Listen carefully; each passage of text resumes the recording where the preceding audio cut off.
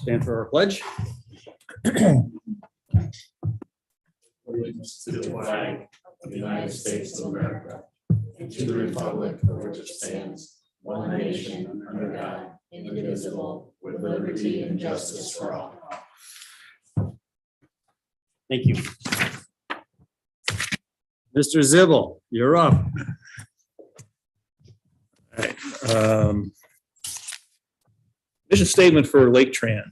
Laketran is committed to providing quality public transportation services to all Lake County residents with special emphasis on meeting the transportation needs of seniors and people with disabilities.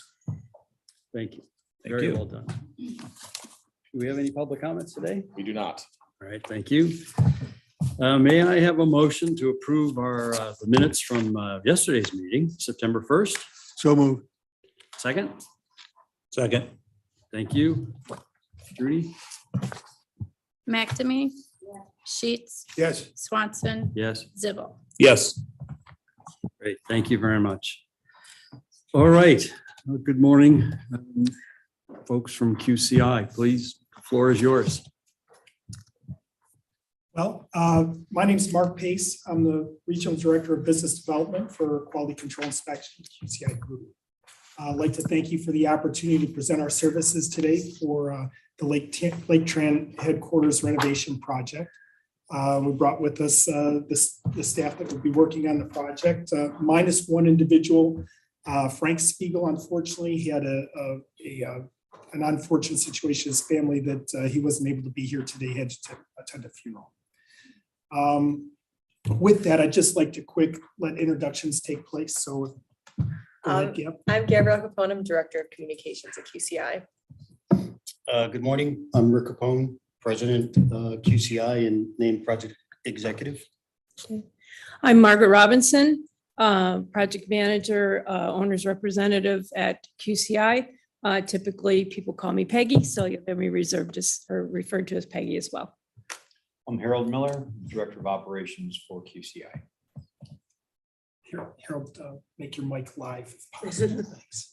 I am And- sorry. I am Harold Miller, Director of Operations for Quality Control Inspection. With that, I'm going to turn the floor over quickly to Rick to kind of make some opening statements on owner's representation. Again, good morning. Thank you for having us. We feel honored to have earned the short list and the opportunity to interview. I thought we'd start by just talking about your project and the owner's rep work as it relates to the type of project delivery method that you've chosen. As of right now, you've chosen a delivery method of design, bid, build. It's a very traditional method. It's been going on for as long as I can remember. And it's a very safe way to construct. In today's culture, in Ohio, they've adopted construction management at risk.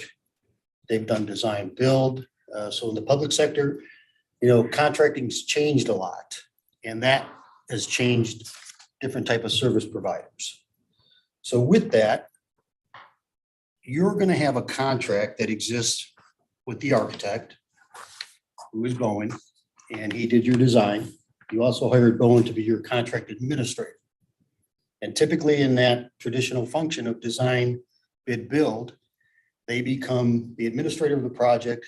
They're the decision maker at the first line. And then if it can't be resolved there, then it moves up to different type of dispute resolution matters. And then you're going to have a contract with the lowest bidder, lowest and best bidder, who will be your general contractor.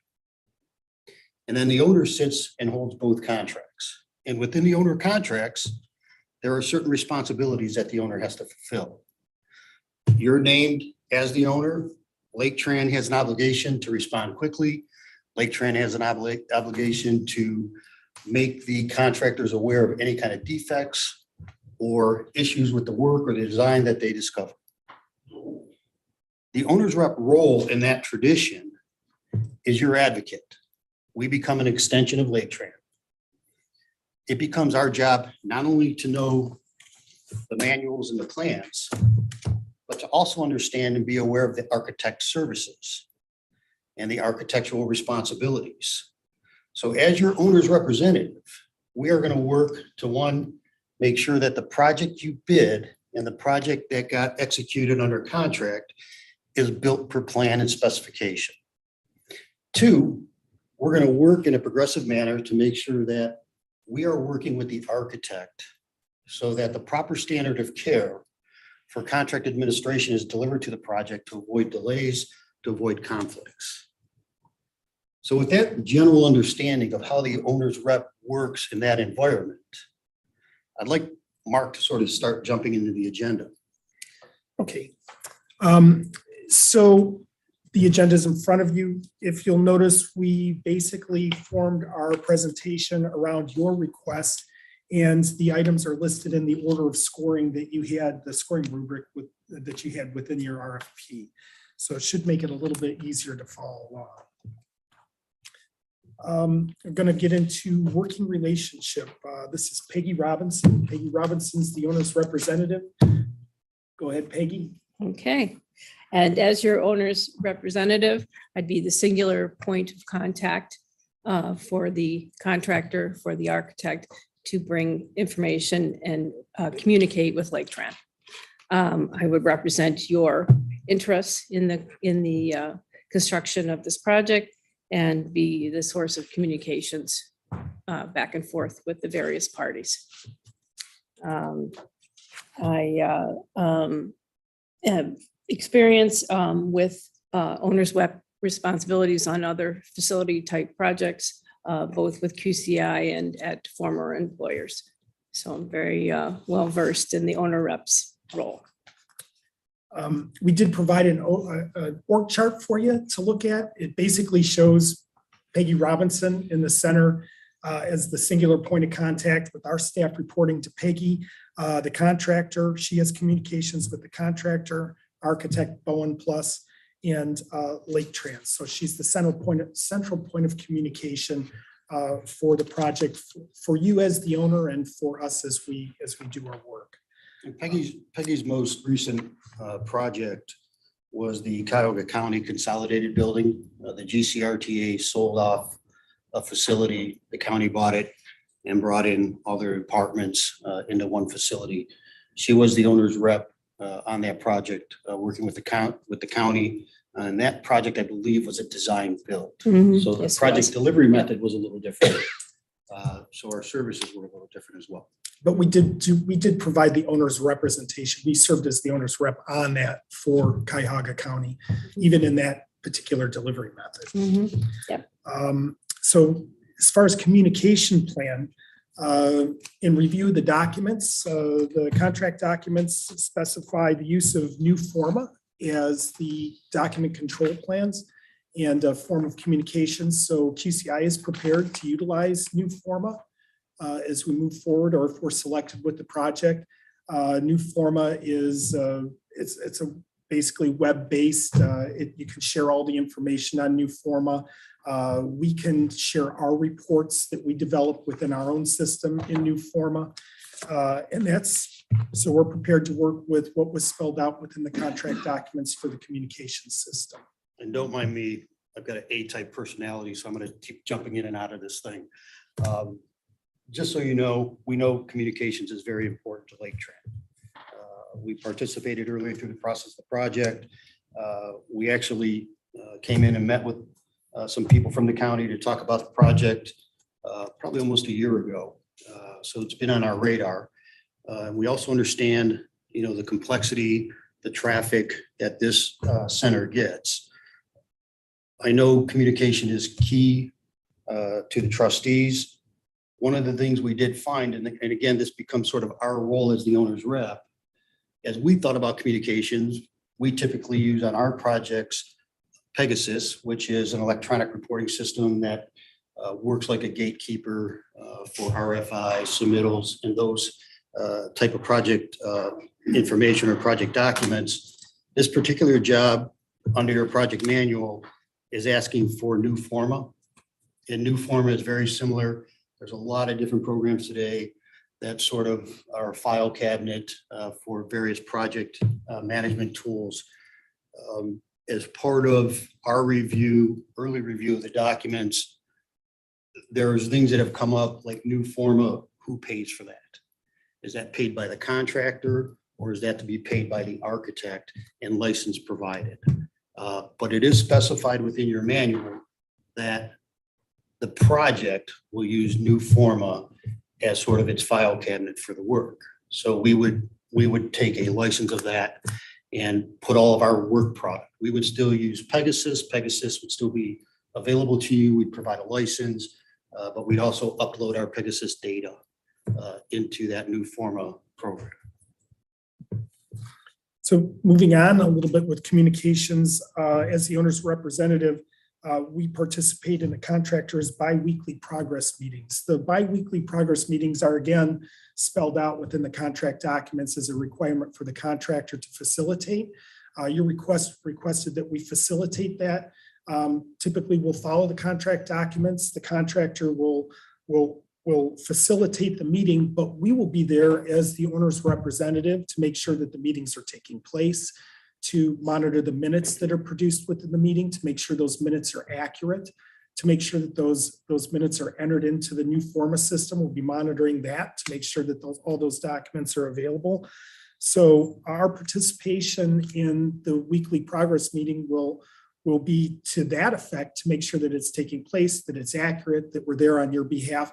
And then, of course, the typical participation within the weekly progress meetings that the owner's representative provides, bringing up issues, making sure issues get resolved, taking care of things that we've discovered in the field that need to be addressed, addressing our logs and issue of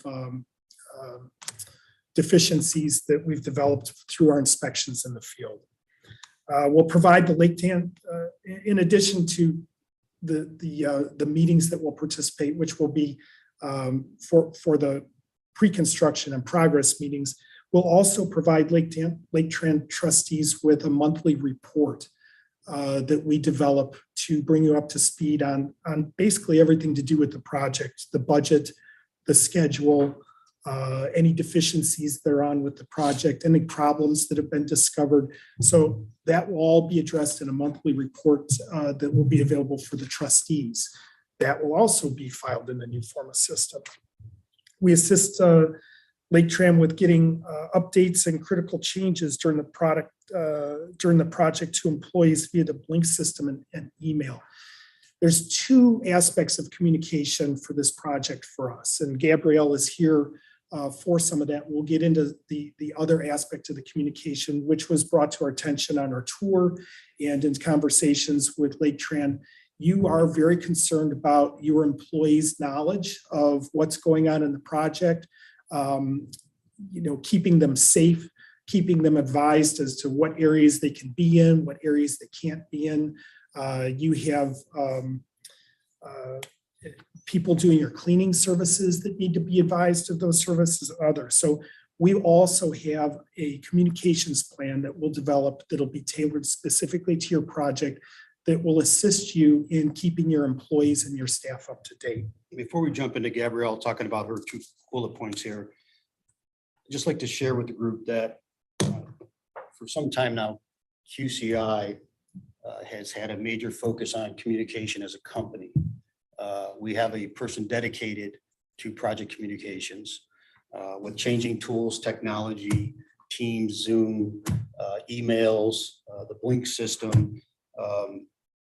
We've become very focused on sharing project information, full disclosure, so that the transparency of information is there for everybody to see and witness. As an example of a report in your packet, somewhere, it was in my packet, there was a report, I believe that went to Radnor. And, we all come to these interviews and put our best suits on and, try to come up with our best verbiage. I'm a believer in showing product. We did this project for Radnor Township in Pennsylvania. That's right near Villanova College. And we provided them with updates.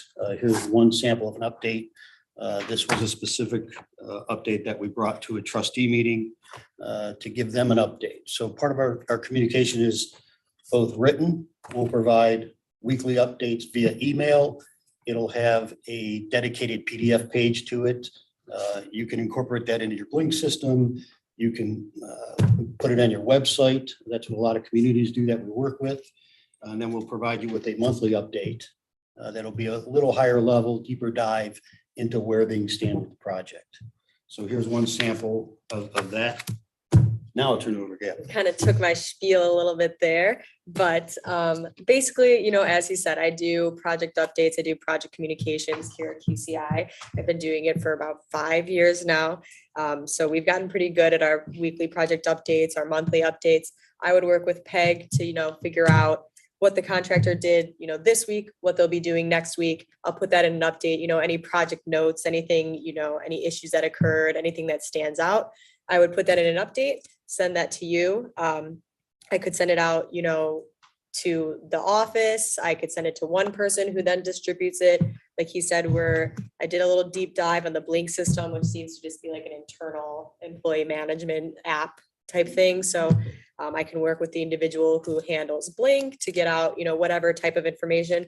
And it does go a little bit further than just weekly project updates. You know, if there's critical points in the project where, you know, the administrative offices are going to be moved, we want to give them a little bit of a heads up, you know, not just say, pack your stuff up, you know, tomorrow you're moving. We want a little bit more time, just so that the staff is aware. I do think obviously we have great, you know, project management, but I do think we have the full package in the sense of we understand how important communications is. And we do want to keep the trustees involved, Laketran. There's a lot of people involved, and, you know, everyone needs to be aware of what's going on. One thing I also did was I did contact Deepwood Community Employee Services, and I did talk with Chris Trombley just to figure out, you know, his biggest concerns, because I saw you guys had that in the request that they do your cleaning services. So I got a little bit of information from him, and he informed me that you guys have job coaches for the individuals when they arrived. And I just discussed, you know, a little bit of a plan, how we would establish our communications, just to make sure that those individuals are also informed and don't have any surprises when they show up for their job that day. So I think just things like that are things that set us apart with our competition for sure. So we'll move on now to understanding of the scope of work, different scoring area. We've already described our relationship as the owner's representative within the agreements that you have in place. We do understand you have agreements with Boeing for administration of the work itself, along with the design.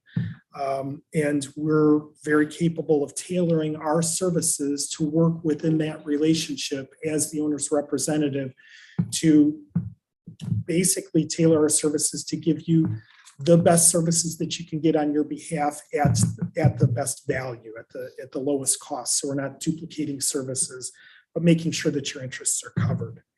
As far as our project understanding, we certainly understand through what has been provided in the RFP that you're doing a complete renovation of the facility, all occupied spaces. You're creating an addition on the front of the building for a new office area and an addition for the garage, the 26,000 plus square foot addition for the garage. And the critical points of the project for you are that the facility does need to remain within operation the whole time that the project is taking place, that the network's not disturbed so that your people can still do their dispatching and schedule buses, and maintenance still needs to take place so that buses are ready to get on the route. There is a route that stops here, your Route 8 route, that bus stop cannot be disturbed. People still need to be able to get on and off the bus and meet their transportation needs. You're critical to your community in delivering the services that you do, because it's not just, you know, your average people getting to work. It's a specialized community. You're getting people to the hospital. You're taking care of very important events, and we recognize that.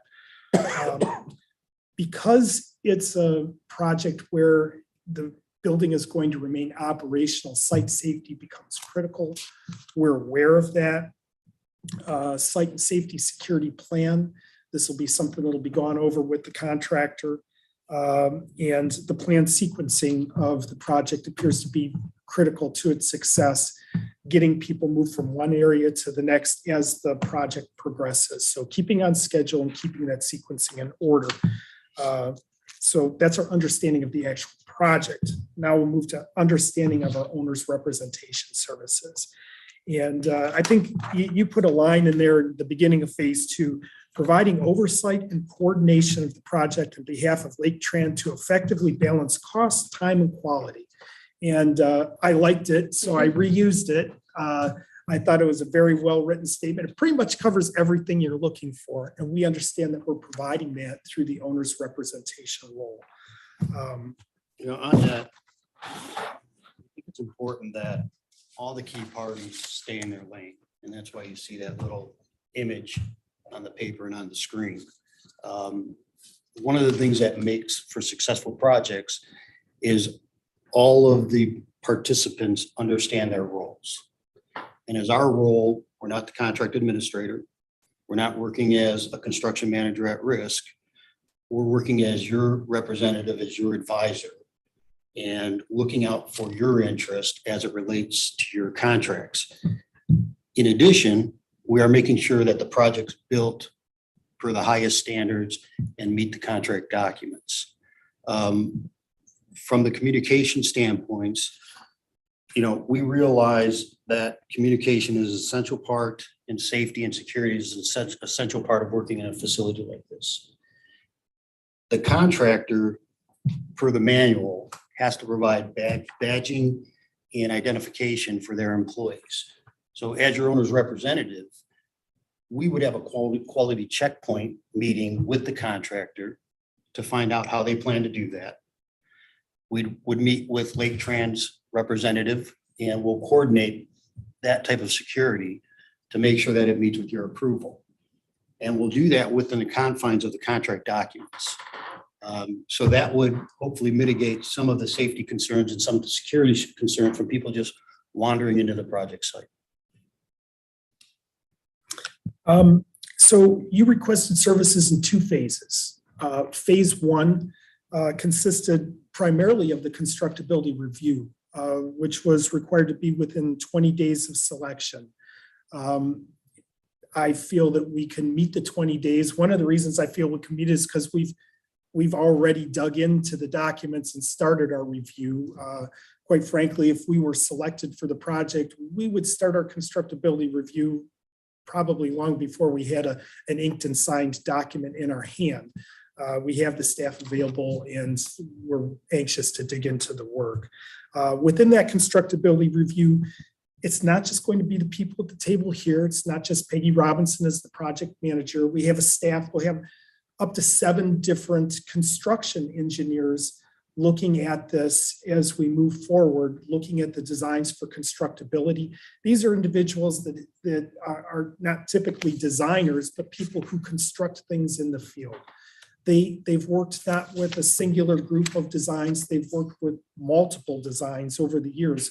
We do an average of 400 projects a year. So we see a lot of designs from a lot of different designers on a lot of different projects. And that gives us the ability to see a lot of different things that have gone wrong. So we know what we're looking for in the constructability of the work. We're not out to, you paid a lot of good money for the Bowen design. It appears to be from the level of the design that we have, which dates back to almost a year ago. It's stamped August, but it's also stamped not for construction 11/2021. So we assume there's been some work that's done, after that. But we'll dig into that. We'll check it for constructability. We'll check it for constructability to the existing field conditions. We're also going to review the contract documents and make sure that the project is biddable. So not only it needs to be able to be constructed, it also needs to be biddable. And those are important things that we'll look for within our constructability review. A few of the issues that we'll look for: the schedule, to make sure that the schedule be completed, that the sequencing and the phasing of the sequencing is proper. All will be done in our detailed review. That will all be placed into a findings report. The engineers all use a report that we have generated a number of times where they'll enter their findings in, they'll document the page number that they've done their finding, what they found, the discrepancy or deficiency. It's all put into a report, which is given over to you as the owner. It's also supplied to the architect. And then we schedule a meeting between the owner, ourselves, the architect, and we mitigate the issues that we've come up with or found. There may be issues that Bone's already taken care of within the things that we found. So it's a very valuable and productive meeting. And we feel that it's important that we work closely with the architect and yourselves through that process. We'll also review the AIA agreements within that, because those are also part of the contract documents, the AIA agreements that you have with Bowen, making sure that you're getting everything that you've contracted from them, as well as from us, and blend our services so that we're staying in our lane and not costing you additional money. Phase 2 construction services. I tried to put this together. As you'll notice, I'll do a lot of the talking because I put a lot of the presentation, I put a lot of the proposal together.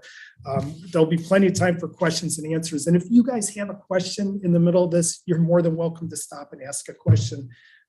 We'll keep you, we'll stay on track with the document that we have in front of us. But I developed this section, scope of work, and I tried to do it as to what we're supplying you. What's our approach to the work? What is QCI going to supply? We're going to supply Margaret Robinson as the owner's representative. There'll be a representative, a construction inspector in the field, also documenting work, creating daily construction activity reports for the work that's taking place. So that's where we're going to find the things that are not correct and give us the ability to correct them. That individual reports to Peggy Robinson. We also have a communications person involved, which is Gabrielle. And over the whole project team, we have a project executive, Rick Capone, who brings 35 years of construction inspection, contract administration, owner's representation service on thousands of projects for all types of work. So that's the team that we bring. The owner's representative, Margaret Robinson, would be the person who's heavily involved in the pre-construction meeting process, the progress meeting process, review of meeting minutes. She's going to be answering or facilitating the answering of the RFIs, facilitating answering of the submittals, making sure that all that is timely. She'll generate logs, so we're tracking when the submittal's received, when it's responded to, so it's addressed in a timely fashion. And she'll receive the list of those submittals from either the contractor or the architect to make sure that all the submittals are covered, that we're not missing anything. Yeah, I'd like to just butt in for a second. Yeah, go ahead. Sorry. I'd like to say this, that corporately, we bring a proactive approach to the work. Meaning we're not going to just stand on the sidelines and be a note taker and say yes or no, they did this, or no, they did not. Our role is to be proactive, to be your advocate during the job. And the contract documents require a certain agenda. It requires progress meetings. It requires the contractor to do meeting minutes. Like we did for Radnor Township on the library project, like Peg did for the county here on their consolidated project. Even though those things are generated by the contractor, we've got to review them, and we've got to make sure they're accurately telling the story of the meetings and the work. So very often we'll take those documents and we'll send them back to the contractor marked up. The first thing on the agenda in the book is review of the progress meeting minutes. So if we have a meeting this week, and then the following week or 2 weeks later, we have another meeting, the contractor is supposed to produce those minutes. Everybody's supposed to say, oh yeah, those look good. And then they become an official document. Well, prior to that, we're going to demand the release of those minutes so we can review them, and we'll amend them. And we'll get the accurate story of what's going on. We'll do that the same way with the constructability review. We'll go through the document. We'll bring a team of professionals in, experience in the different disciplines of the design. They'll each record their comments. We'll work with Bowen and Laketran to present our comments to them. And we record the feedback. Bowen may say, hey, we've vetted this out already with Laketran. This is how they want to do it. Or they may say, oh, geez, we didn't think about that. Same thing with submittals. We'll track those submittals. Again, the system that Bowen specified provides a mechanism to organize them, but we're going to track the time frame. And ironically, the project manual for this job today doesn't have a time frame that the architect has to turn a submittal around. So typically we see 14 days. So for us, that would be a constructability review comment. We would ask Bowen to, define how long it's going to take you to review a submittal. Because we've learned and experienced over the years that that's finger pointing, that's fight, that caused delay. You're impacting the schedule. I gave it to Bowen 4 weeks ago. They still haven't sent comments back. So the job in today's environment can't afford those type of delays. So one, we have to be able to enforce it in the book. So it has to be there. And then two, we've got to make sure that everybody's complying with those type of actions, that they're turning in the submittals on time, the architect's reviewing them on time, and then the resubmittals fall into the same categories. So our team will bring a proactive management style to the project, and hopefully that nets results that are positive for the owner. Communications, I think I've reviewed communications fairly well, that we're using the new Forma system. We've got daily construction activity reports that you're going to see loaded in the system. You can actually see them as they're being written.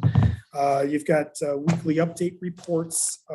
And in addition to all the reporting that you'll see, the monthly reports, the weekly update, we're also available to attend trustee meetings with you if requested, and update all the trustees on the progress of the project. Pay requests. Pay requests are an important part of the process. Peggy's going to do the pay.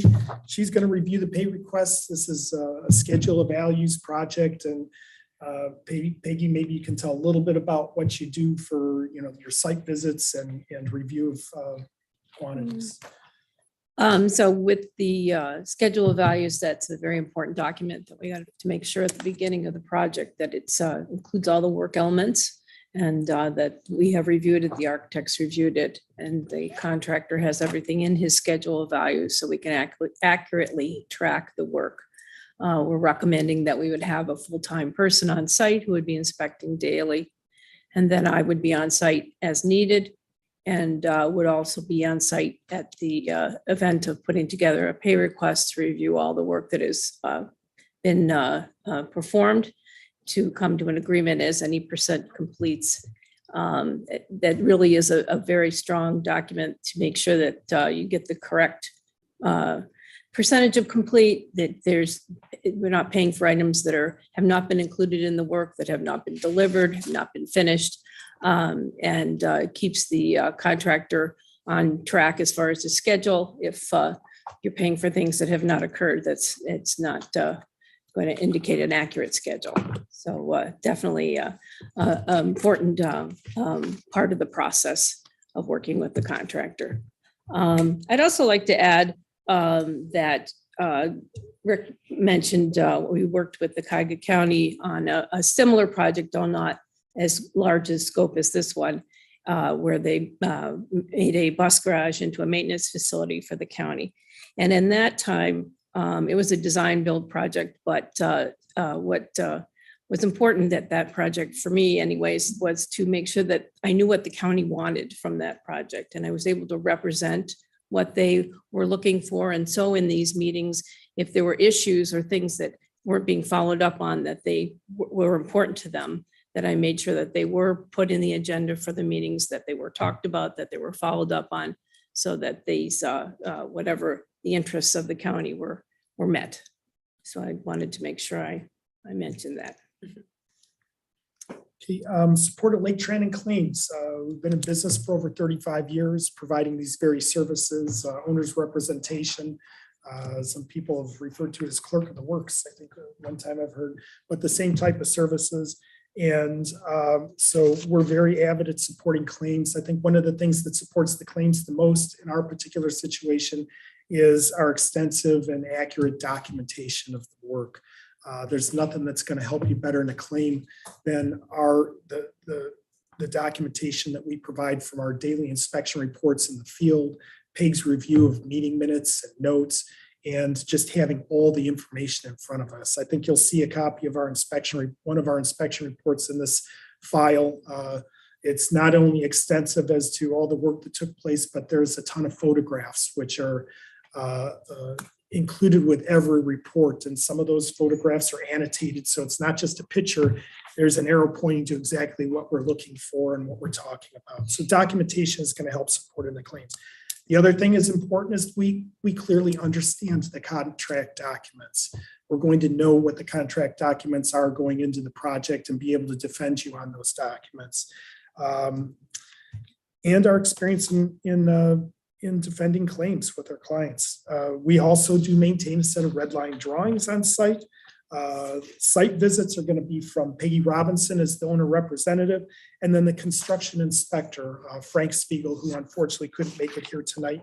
He puts together the documentation of the contractor's work on a daily basis into the construction reports. Peggy will review those reports if she's not on site so she can see what's going on daily. He'll oversee the contractor's badging and badging of the workforce on the site for security. If he finds individuals that are not properly identified, he can get them escorted to the site where they need to get their proper identification. You know, my IDs in the car is not good enough. And then DBEEO requirements. We've done over 150 federally funded projects, many of them FTA projects. We're very familiar with tracking EEO requirements. Peggy Robinson, as she reviews payment requests, is assigning those costs. You assign those to the DBEs, Peggy, and make sure that those commitments are fulfilled and that they're fulfilled by the proper people, commercially useful function reviews. So we'll be doing CUF interviews on site. We'll be doing prevailing wage interviews on site in order to make sure that the people are being compensated properly. I didn't see anything on certified payrolls, but if we're not doing certified payrolls, we can vet that out if we're selected. If we were to do certified payrolls, we use those prevailing wage reports comparing to the certified payrolls. If you're doing it, we provide you the prevailing wage interviews that we do on site to make sure that you can check that individual was there that day and he knows what he's making and all the proper signs and boards are on site that deal with the Federal Transit Authority regulations. Communications, Gabrielle, I think is already covered. If anybody's got any further communications on questions. I can over communicate my communications for you if you like. And then special inspections is the last part of the services and understanding. We don't do testing. We typically, we always firm out or sub out our inspections. We're bringing CTL on board. It's the same firm that we teamed with and worked with on the Cuyahoga County project, which is identical in nature to the types of things that are being constructed. And they're very familiar with the special inspections that are required for the project on behalf of the owner to make sure that you get your occupancy permits and we can move forward quickly. So if you have any questions on special inspections, we can answer that. Let's move into references and experience in references, which is another scoring category for you. Obviously, the first project that we bring up, which is the most like kind to what you've got, is the Cuyahoga County Maintenance Yard Consolidation Project. Peggy was the owner's rep on that. Maybe you can give a little bit about what was done within the facility, Peggy. So I think I've addressed it, you know, I've talked about it for a few minutes ago, but yes, this was a former bus maintenance facility that the county renovated to become a maintenance facility for their public works. It was all of an existing facility, all renovation work, very little new construction in this particular process. It was a design build project. And I worked very closely with the county public works department to make sure that what their needs were, what they wanted was met, and was there through the move-in of their staff into the project. In the spirit of time, from the, You have this much time. I was just going to tell you that the experience and reference portion, these are projects we selected because we thought they all presented unique challenges and challenges that are similar to your project. You've got facilities, you have employees, you have public, and then you're going to have contractors. You might look at the East Bank project and say, well, you know, the East Bank is dealing with water, but there we had to deal with shipping and freighters coming in as we had rigging set up for sheet piling. And you can't move a crane in a moment's notice. So we had radios, we were communicating with the ships, we were communicating with the bridges.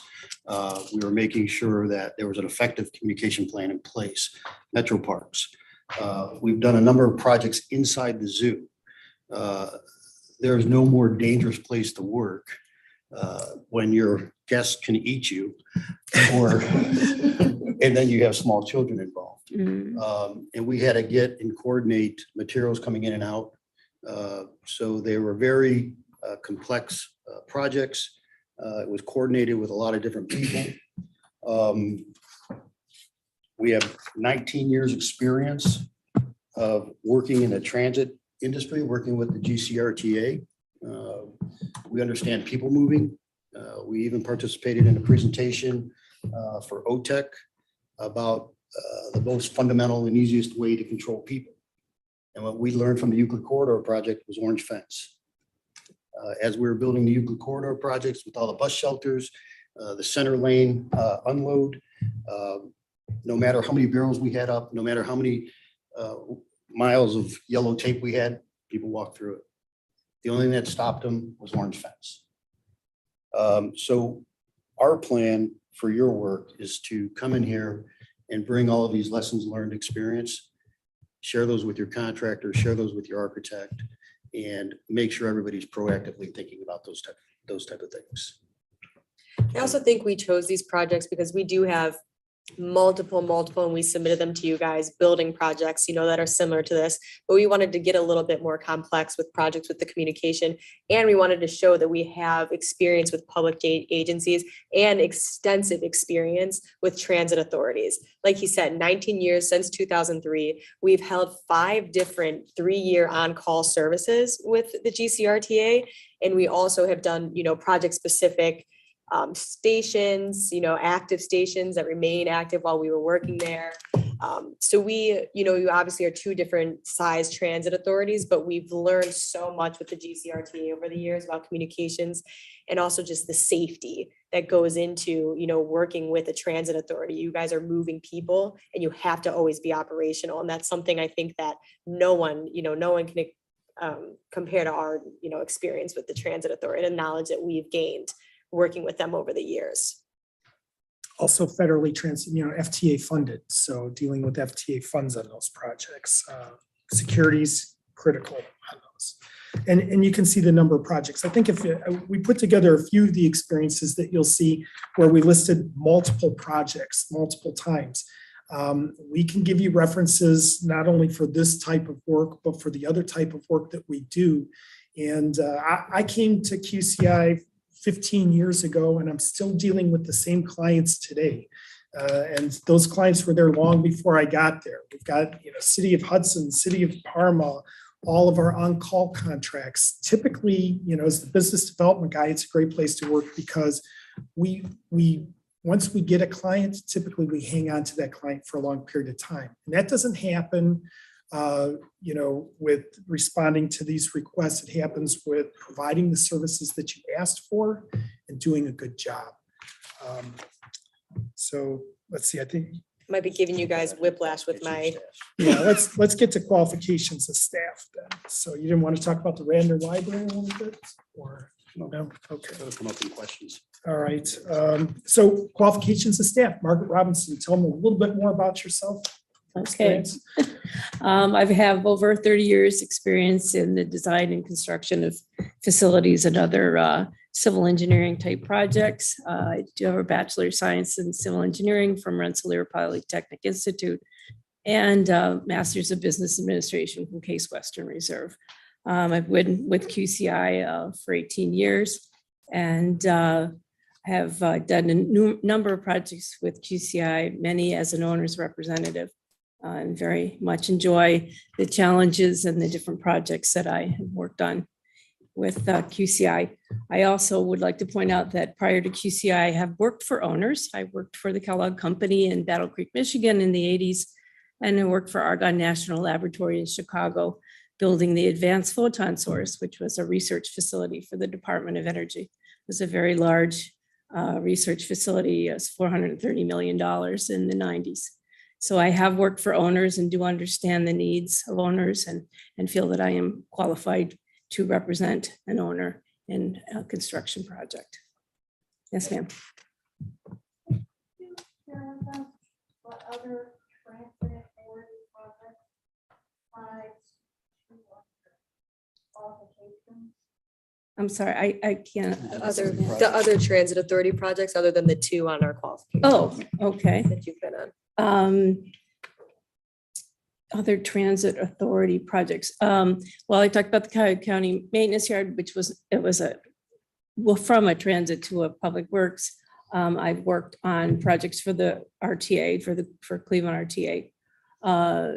One project that I was closely with was the Stephanie Tubbs Jones bus station in downtown Cleveland during the construction of that project, and worked as owner's rep for the RTA on that project. Were you owner's rep on any other transit projects? Pardon me? Yeah, I don't think I've done police stations, fire stations, maintenance facility for Oberlin. But no, I don't believe I have done some work in the Mentor area on road projects where we had to work with providing bus access, but no, I think that's it for me for transit projects. Oh, okay, so at the beginning, I said I'm Rick Capone. I'm actually the founder of the company. I'm going to give you the short version. I was going to school at Kent State School of Architecture. I somehow ended up working for an engineering company. And while I was at that engineering company, I thought it'd be a great idea to start an inspection company. So as I was finishing up school, I got into the inspection business. And that happened around 1985. And at the time, we focused on engineering projects and supplementing and working with the Engineering Society. In fact, our first client was here in Lake County through CT. They were the first ones to hire us. And that was our very first project. We did, I think, Route 6 sewer project. That was our first job as a company. Because of my background in architecture, I started getting asked by owners, hey, could you help us with these projects? And today, as the president of the company, I typically get involved with our larger project group. I'll say this about QCI and our experience. We're a working class company. We're sort of boots in the dirt. Everybody goes to work. I get involved in projects. The Radnor Library project. I was up on that project at least once every 3 weeks, which is right near Philadelphia. I was active involved through change orders, through schedule, through deficiencies. Same thing with the Metro Parks. I participated and worked with PEG on the Cuyahoga County project. So my background is in architecture. It is in facilities. And I've been managing and inspecting and administrating and owner repping projects for 35 plus years. And then we've got Frank Spiegel, who Harold, can you talk a little bit about Frank and his experience and you're working with Frank? Harold is Frank Spiegel's direct supervisor, and Frank Spiegel has a ton of GCRT experience on a lot of their projects. So Again, unfortunately, Frank's not here, so I once in a while have the opportunity to sit in on these meetings. I'm usually in the field, but our transportation projects are closing for the holidays at noon, so this is a great opportunity. Thanks for this. Frank is the person that we plan to put on this site. Frank has security clearance from the 70s. He has been involved in multiple projects from the plants in Ashtabula to Cuyahoga County projects that actively maintain operations while we are constructing and renovating. He's excellent at this.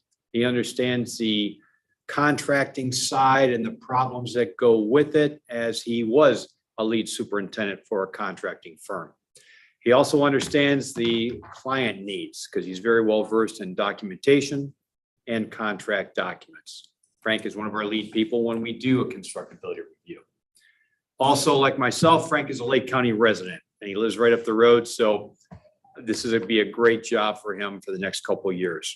He takes great pride in working in Lake County, from the city of Paynesville to any of the projects that we do. So it would be good.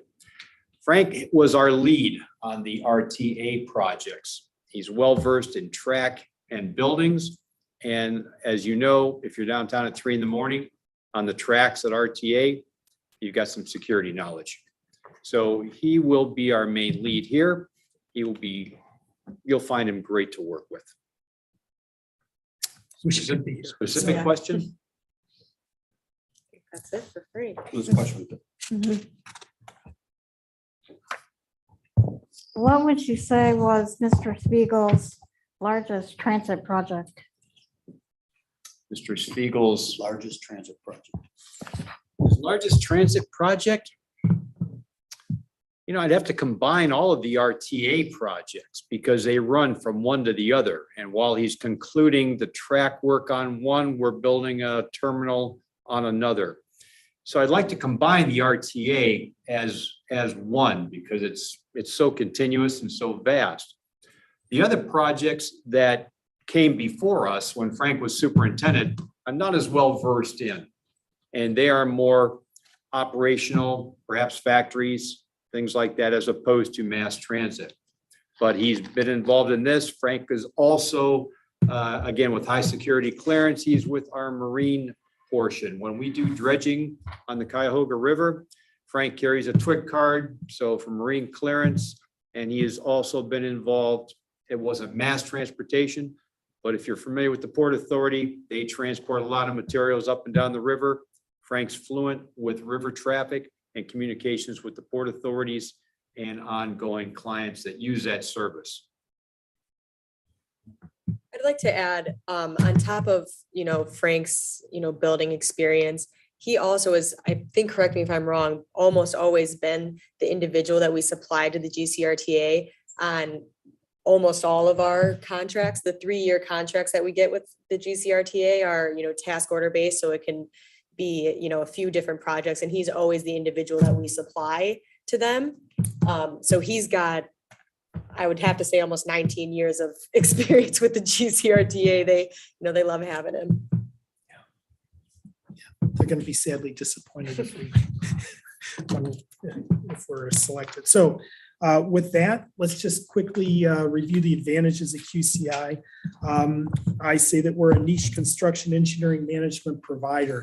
We do not provide design. We do not provide testing.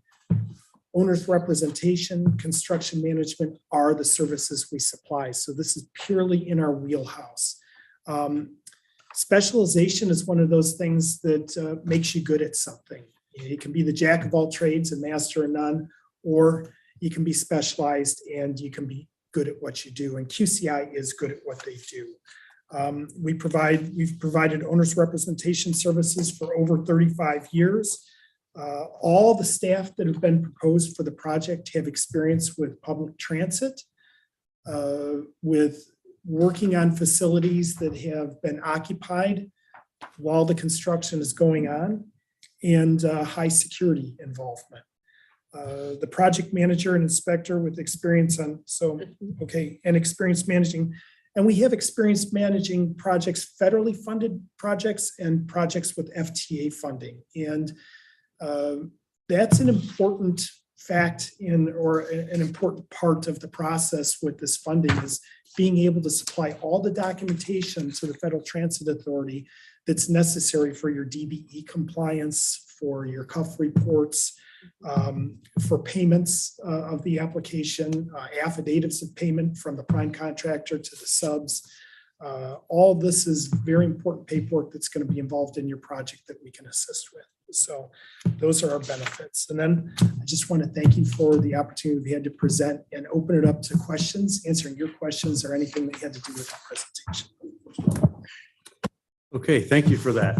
So we have a list of questions. I believe you've been supplied with it, which is, I'd like to run through them almost on an exception basis because you've touched on some of it. If you want to add a little bit, that's great. I think if you're comfortable with what you presented to us, we'll move on to the next one. I don't think we want to drag this out too very long, but we certainly want you to have the opportunity to share with us what you want to share with us.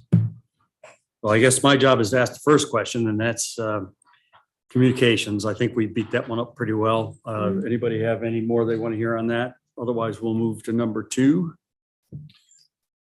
Yeah. Describe a project that went poorly, and what I think we're meaning by that is what project did you have that kind of was starting to go a little bit south, and what actions did you take to try to get it back on track? I think you did allude to on a couple of projects we kept talking about getting the contractor back on schedule and things like that, but if you would expand on that a little bit more. I'm gonna take that question. I'm gonna answer it in 2 parts. Very often, a lot of our work on facilities starts when a job's in trouble. City of Maple Heights with their fire stations, the project was already under construction. The contractor and the designer were fighting. The mayor was very concerned. They brought us in to get the project back on track. Our own personal experience, I can tell you a job that went wrong. And we had culpability in it, and the designer had culpability, and so did the contractor. Rocky River Rec Center, during construction, the contractor proposed a different vapor barrier system than what was designed, so it was a substitution. Architect approved it, it went on. Some sealant got missed, and the building started to sweat. It was Not a good- pool. Just put that in. Yeah, It was a there's an pool. aquatics building. So it was aquatics, rec, so you had conditioned air and humid air, building started to sweat. We, QCI, as Rocky River's representative, assembled the key parties. We had a meeting. We said, Rocky River did nothing wrong. They paid us, they paid the contractor, they paid the architect, everybody good money to deliver a project. We have a problem. Let's sit down, figure it out, figure out what the cost. We weren't trying to be judge and jury and assess cost of liability, but we wanted everybody to step up and come up with a solution and figure out a way to pay to fix the solution. During that process, we met with the city, we got close, and unfortunately, we learned through that process that the architect had a deductible, and we all ask, and this is sort of, if we were involved earlier in the project, or we're involved on a project in Parma that's just now selecting designer, we counsel our clients to ask for deductibles, not just what are your premiums, what are your top liability numbers. So here your architect has a $5 million liability for his professional services. This particular job, the architect had $150,000 deductible on his liability. Well, the fix was going to be around that number. So he wasn't willing to go to his insurance provider and say he made a mistake. QCI was, and so was the contractor. Ultimately, the thing got mitigated and it got worked out. The lesson learned, and I think it'll apply to this job greatly, is you've got to follow the process for substitutions. Your book has a detailed process for substitutions. Most likely, you're going to have substitutions proposed by the contractor because of the supply chain. So things that are specified may not show up to the job.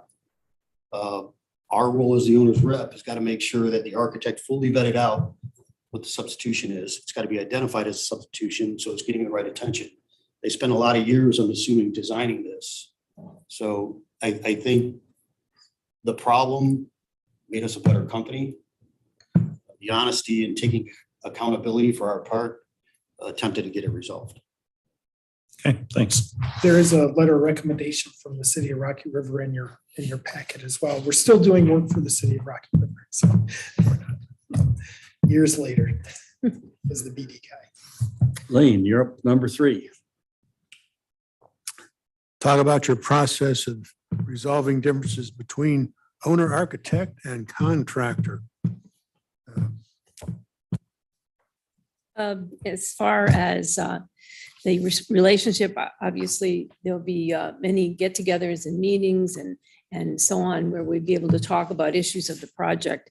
If there's a dispute, we need to follow the contract documents and hierarchy of how to resolve that type of a dispute.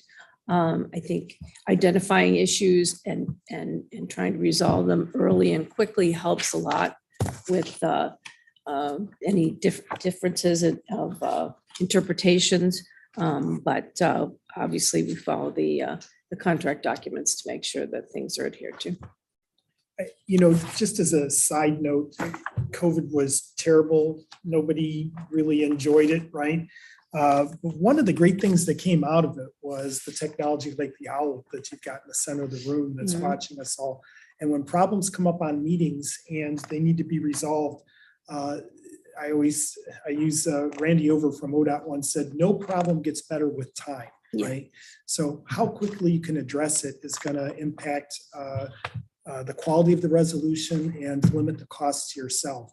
And the technology that's available today through Teams meetings and Zoom meetings and other things, people are probably watching us right now, helps resolve issues a lot faster. So going to the contract documents and quickly addressing it. I'd like to add one more part to that answer, if you don't mind. In your packet, you'll find this picture. You might be asking yourself, what is that picture of? This is a live example of a dispute. Part of resolving disputes between contractors, architects, and even ourselves is active communication. In this project in Radnor Township, over the carport, and which was part of the library, the contractor had a hot load of cement go down as he was building the carport. Our on-site representative told him he can't use the concrete. He put it down and it went down. The architect said, hey, I don't have a problem with this. We said, hey, as the township representative, we do. So let's figure out how we get it resolved. The architect was reluctant to push the issue. They proposed a repair that we didn't agree with. Ultimately, we brought the architect into the office of the township and we had a discussion and the township said they wanted it out. It got ripped out, it got replaced. It did add a couple days to the schedule, but it was built correctly. So depending on the level of the dispute, rises the form and method of communication. Thank you. What makes you nervous about this project? I would say that I'm not nervous about this project. I think it's a great project, very interesting, has some challenges, mostly with coordination of people once you build one space and move people into another space. But I think it's a very nice project with very interesting aspects. I think you answered my question too about what excites you about the project. Nervous is low bid. Yeah. What was that? I said nervous Is the low bidder. You're gonna always get that though. Yeah, it's hard to fight the low bidder. I would like to add one thing that does make us excited about this project. We just were talking about this before we met, just, the opportunity to have a new client, we obviously would love to have a new transit authority in our portfolio. So that's definitely something we're all very excited. Even just be sitting here is amazing for us. So. Right. And the idea that it's within our wheelhouse makes it very obtainable. We're very confident that in our ability to do the work. What do you consider to be the 3 most significant challenges or risks to the successful completion of this project? And how will you help mitigate those challenges? Well, I think I partially answered that in the other question, which is the low bid. Unfortunately, in the public bidding or the public works business, it's very difficult to control who the low bidder is. I believe in this case, because of the size and complexity of the job, you'll end up with some better contractors. So that is a plus. But when you end up with the wrong contractor, it's going to be very difficult. We're going to earn our money, keeping them in check, keeping them planning, and keeping them prepared. I would add to that, having good bid documents helps a lot. To have a complete bid package with your plans and specs that's strong. So if you have a contractor that may be difficult, you have good bid documents behind you. And the last thing is supply chain. I think everybody's experiencing supply chain delays. It's a new method to management that we haven't had to deal with in past years. We have a lot of projects today. Peg and I just completed a refrigeration building in Columbus. We waited 9 months for a muffler. Yeah. For a A generator. generator. That was a backup generator. And it took 9 months for it to show up. There's just certain things that we're going to have to work around and figure out a way. And that's why that substitution process is going to be very important. So we get early submittals and there's any substitutions or anything, so things can get on order to try to shorten lead times for equipment and materials. And also, I guess, a third thing would be just overall safety and coordination for this project. There'll be a lot of need for coordination, communications and safety, and make sure that the contractor has a good safety plan and they're following their safety plan.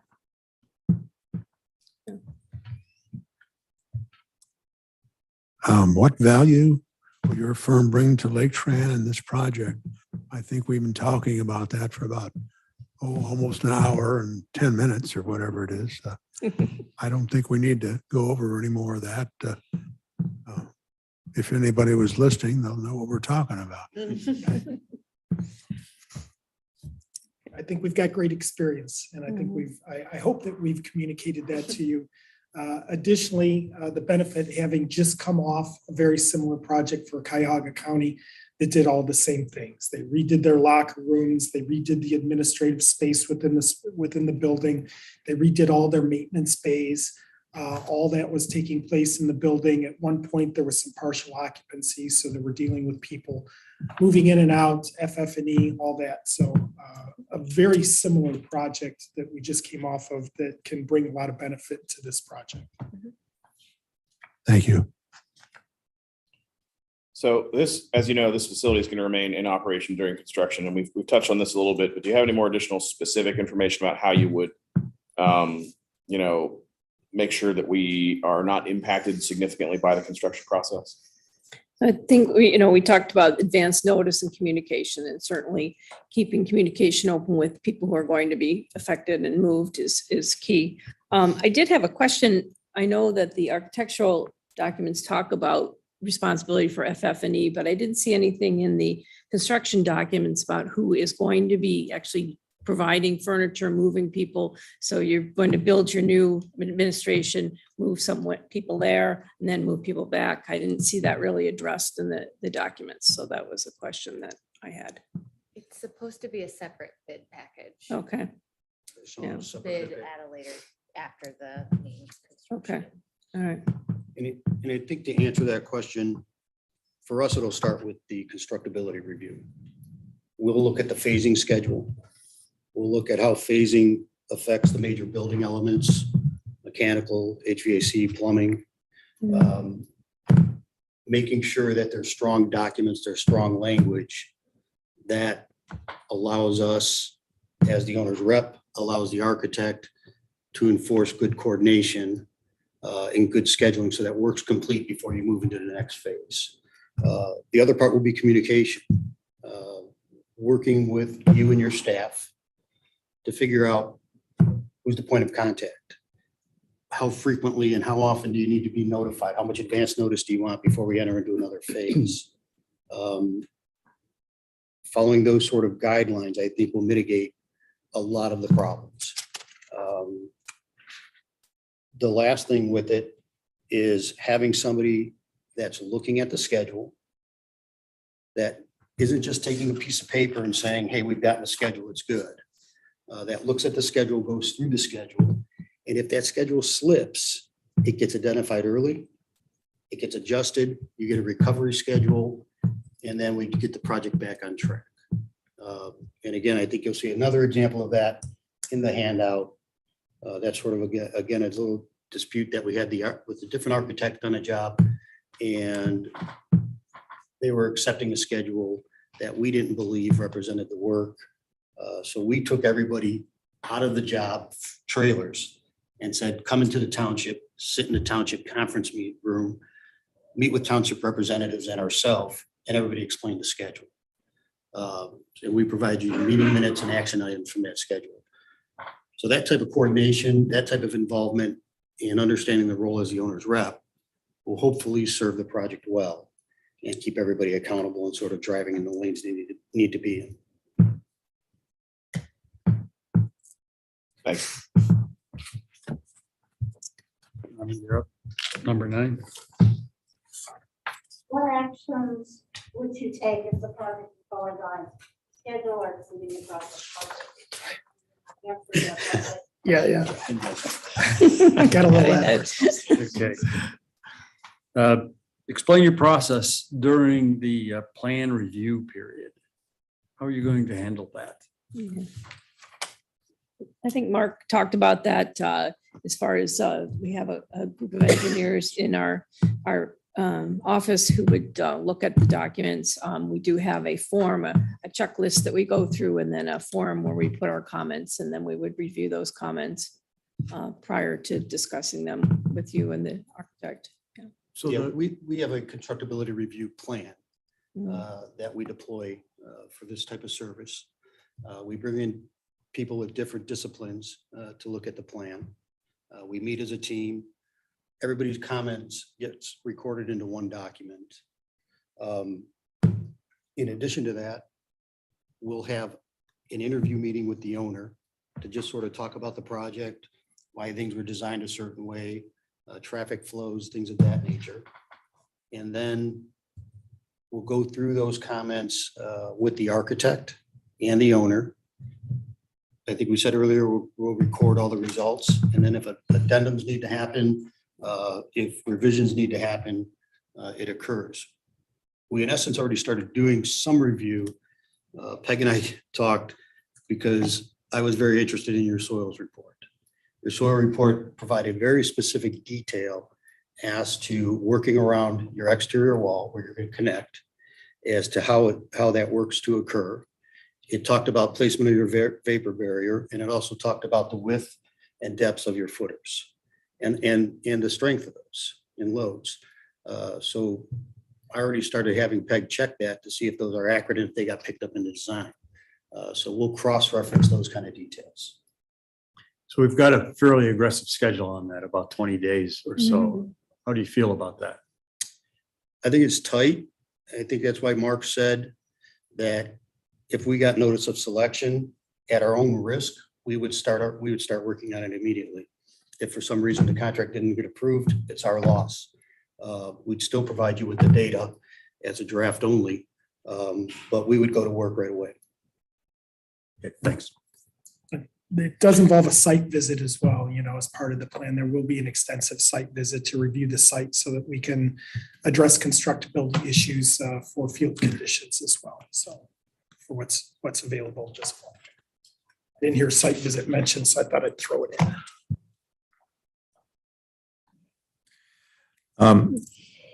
Take a few minutes and explain the process when a field problem arises and needs owner input to resolve. And what I'm driving at there is excavation, you find new materials or new things that you find in there, and there's something else that has to be resolved. Or if you find that the guy's not building things according to the plan, the specs and the plans, what authority does the field rep have to stop work, or and what would he do to come back to the owner to say that we have a problem here? It's actually an excellent question. The AIA documents requires the owner to call to the attention of the architect any defects. So the minute you sign that owner's rep contract, we become an extension of you. Mhm. So if we find something that isn't being constructed properly, and have knowledge of it, we immediately have to notify the architect. And we've got to notify the contractor. We're pretty good at protocol working through the superintendent. We're very good at coming up with sort of workarounds with ways to make suggestions to revisions or changes that are needed. That would be done through the RFI process. Okay. We would chase that down. We'd work with Owen and try to come up with a solution that gets it resolved. If we can't agree, we gave you a couple examples. We didn't agree with the architect on the schedule. We ordered a schedule meeting. We didn't agree with them on the bad concrete. We took it as far as we could with the architect. We then determined that it takes owner's involvement. The owner agreed with us. We took out the bad concrete. Would the representative on site have authority to stop or suggest stopping the contract at the point in time? It would depend on the nature of the complexity. Okay. If we're gonna go backwards, yes. Yeah. We can't afford to lose days. Gotcha. All right, thanks. Rep. Lane? Laketran is expecting a near full-time person to be on site during the construction. What tasks and responsibilities will that person have? You pretty much covered a lot of that. Do you want to add anything? I would agree with Laketran. I think to provide the services to the proper standard of care because of all that's involved and all the different people. You have public, you have your employees, and you're gonna have contractors. It's incumbent to have a full-time representative on site. That person has very specific job duties that he'll fulfill every day for the project. Okay, thank you. I kind of stepped over these two. If the contractor is not following the plan specifications, how will the field representative react? You touched on some of this. Is there anything you want to add? We can't shoot them. No, I don't think that is- No, we can't do that. Can't do that. That would end up in the- That would end up in the newspaper. Well, It would really, that would do me in. Again, our representative is going to be active in the site. They'll be walking the site. They'll be talking ahead with the superintendent, trying to look ahead with what do they plan on working the next day. I can give you real examples where we were doing, setting up furring and setting up, I lost my thought, framing, and a contractor was taking cardboard, rolling it up and sticking it underneath the framing as a wedge and shoving it in there. Well, they make a metal wedge for things like that when your floor is not even. And he brought it to the superintendent's attention. This job is going to have a general contractor. That general contractor may do some work. A lot of today's general contractors don't provide a lot of services. They're more construction managers. That means that general contractor is going to have multi-primes. Those multi-primes are going to have to know the work. When they don't know the work, when they don't know the requirements, it's our person's responsibility to inform them of what's going on. And if they're not responding, our person is going to work through the superintendent and communicate through him for him to do his job or her to do their job and make those people aware of what's going on. So anything we find immediately is going to be brought to the superintendent's attention. It's going to get documented in a report, and then we're going to wait for corrective action. It may be something the superintendent walks up and says, hey, you can't use cardboard shims underneath there. You have to use the metal shim. And if the issue is not resolved, we do maintain a deficiency list for things that we would like to keep reminded of and get resolved before the end of the project. And we find that if we maintain a deficiency list at the end, the punch list is much smaller because we've brought issues up and resolved them before they've come to the end of the project. Excuse me. Okay, I think we've answered number 14, so we can move on to 15. Chuck. How will you be a strong advocate for Laketran? Strong. I think we've already started being a strong I think you advocate have, yes. for Laketran. I think the best thing we can do, the best compliment we can provide for Laketran is to know our job. is to stay in our lane, to be a complement to the architect, and to be a complement to the contractor. If we all work together, if we communicate in advance and everybody understands what their roles and responsibilities are, and we're coordinating far enough in advance, Laketran is going to end up with an awesome project. If we don't do our job, if the architect slips, if the contractor is the low bidder and it is difficult, we'll roll up our sleeves and we'll dig in the mud and we'll still end up with a great project. It's just gonna be a little more work. And I read this question, I obviously thought of it into communication standpoint of, I think being an advocate for Laketran goes beyond just, you know, the owner's representative and like the project itself. I think that we need to be an advocate for Laketran internally. You know, your staff should feel, you know, that they're involved, that they know what's going on. And I think that's also being an advocate for Laketran, is making sure everybody, you know, feels like they know what's going on and they're kept in the loop of their everyday, that what's going around them.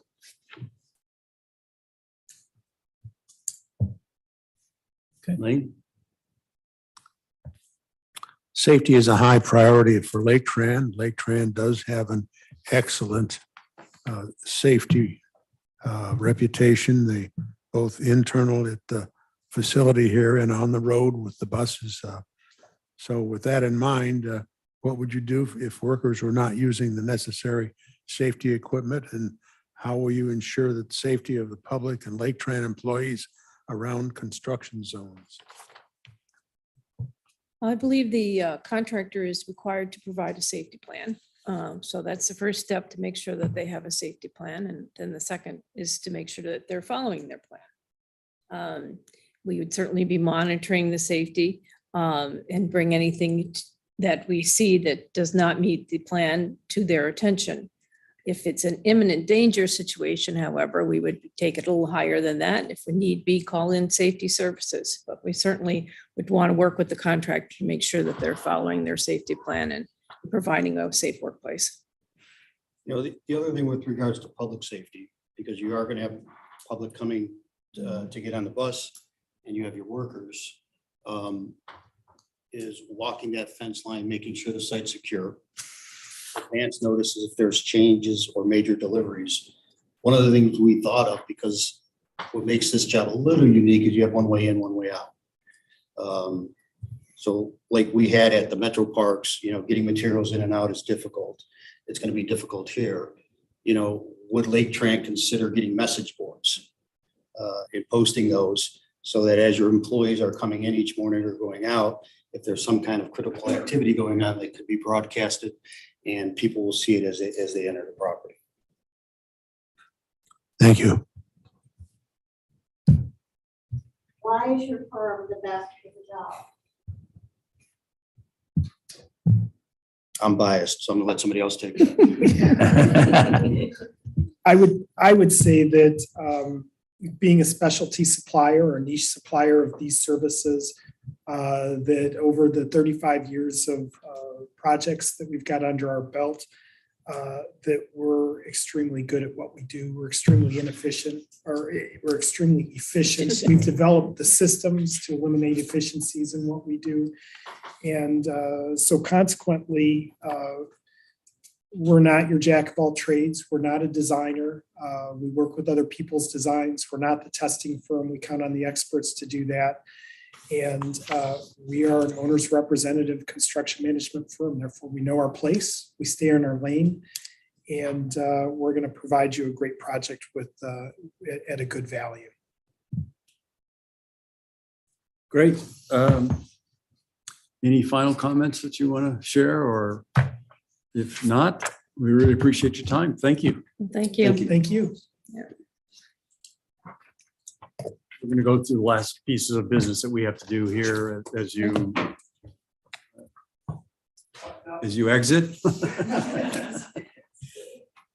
So do we have any old business to go over as a committee? Any new business? If not, I have a motion for adjournment. Second? Are we going to reconvene? Or is it? Yeah, we're going to reconvene, right, after a break? Yeah, but we wouldn't want to, you can't adjourn the meeting yet. So we can take a break. We just can't. All right, then we're going to break. Yes, I vote Thank you no. for that. No. Thank you again. It was nice to meet you all. Thank you. Thank you, Gabrielle.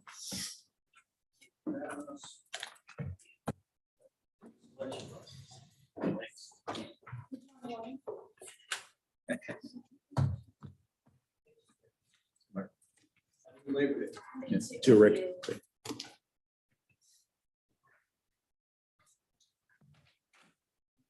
No, are we still live?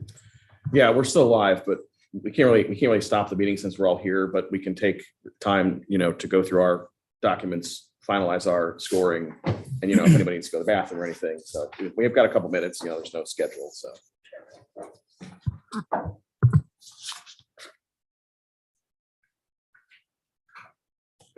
The rest of real fast.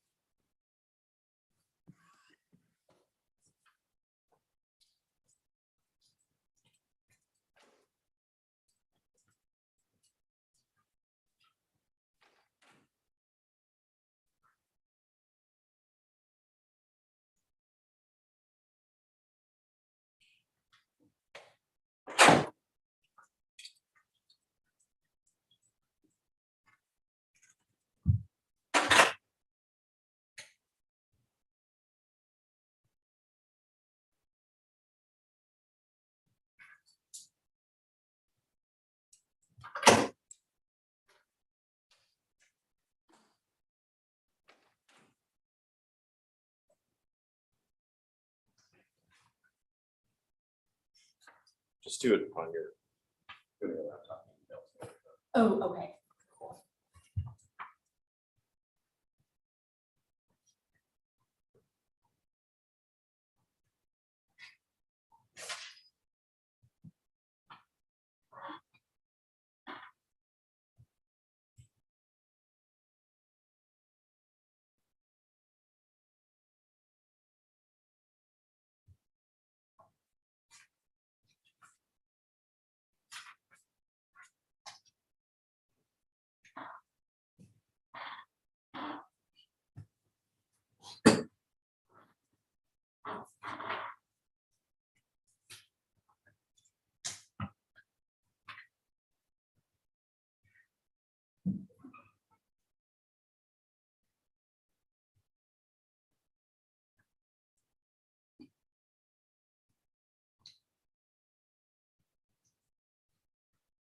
Feels kind of like you're taking a test in school, doesn't It is. it?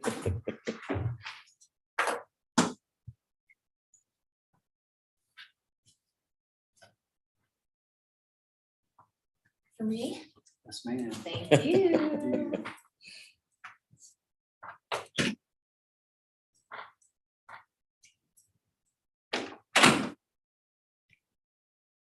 You snuck out the back way.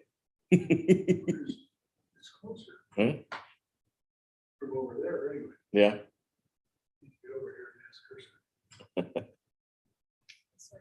Are you familiar with the issue that QCI had? Oh, sorry. I am. Are we, I think we're still. Even though it is. Yes. Correct, okay. So It's still, since we're all here, it's still a public meeting. So it's still, YouTube's still on. never mind. That's okay. Even though we're not all in the room. True. I said even, it's still a public meeting since we're all here, but then I realized we're not all in the room. So I said we're all here and then it's just two of you. Right.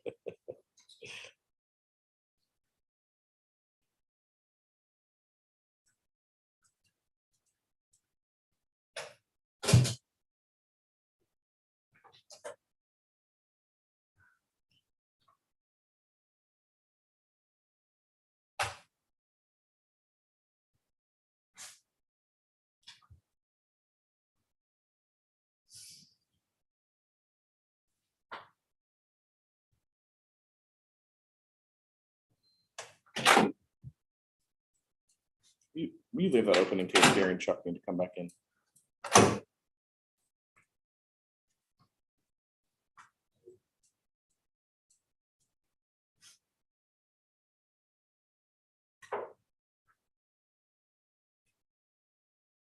Did you move too quick, Lane? Or did you, not too quick, but did you give your last paper to Andrea already? Pardon me? I was asking Lane, did you give your last scoring sheet to Andrea already? Still with Jeff. Do you have your last score sheet? I can do it. Oh, okay. Sorry. You were so fast before, I wasn't sure if you already had it done and I missed I it. don't even know where it is. I was looking for it. Oh. Do we have a spare? We'll get you one. I got it. Oh, found it? Cool.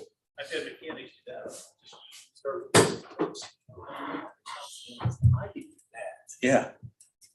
Well, we don't really know what's wrong, especially if it's electrical. Yeah, that's, if all they're doing is unspec, I can. Yeah. Got a whole lot less than $100 an hour.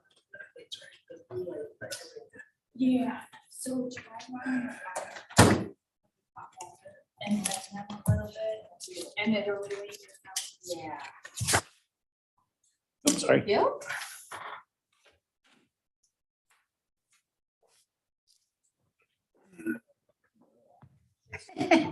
Exhausting 2 days. Now,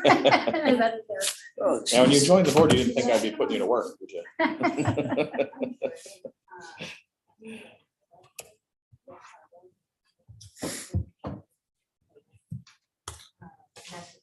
Oh, it's interesting to see how the sausage gets made, right?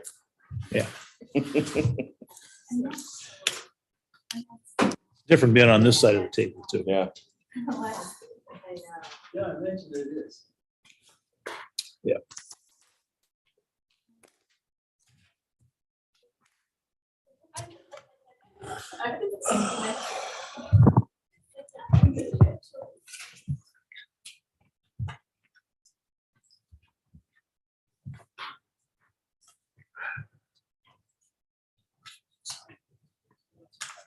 Oh, yeah.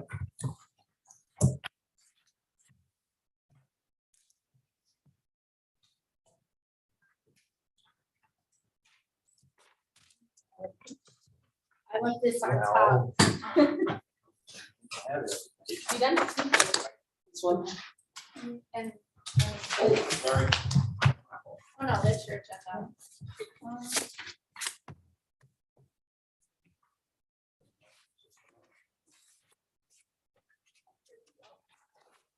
And then I can, yeah, this is.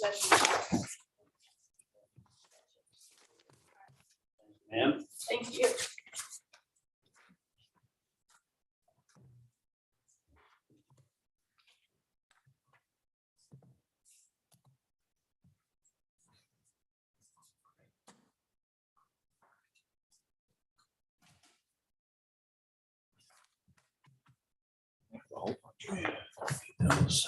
I was just saying, that's one heck of a hole punch. I know, right? Yeah. Your fingers You on still that can't thing. like hole punch that many. Oh, really? Like, It looks like you got a hole punch like a ream of paper. in that thing. I was just 20 feet.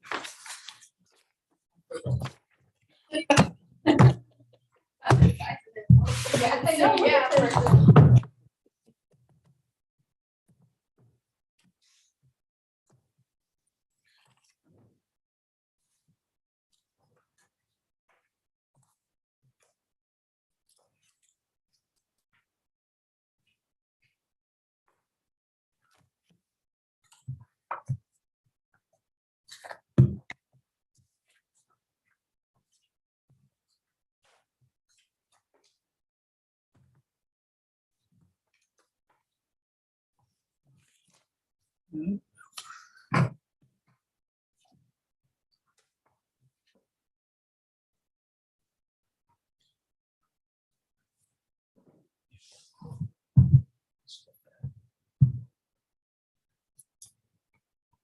Yeah, Having Fun plans weekend. I hope you should keep it as.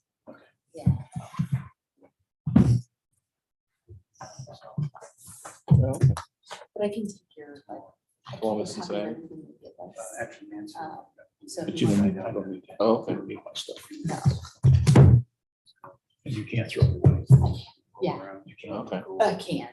Man, working Yeah. on, working on Labor Day weekend. Then you can pitch it off. Okay, yeah, I have your permission. They do. At least for weekend, that's cool. We're able to come to, you know, take some time. Why don't you leave it until I'm kissing?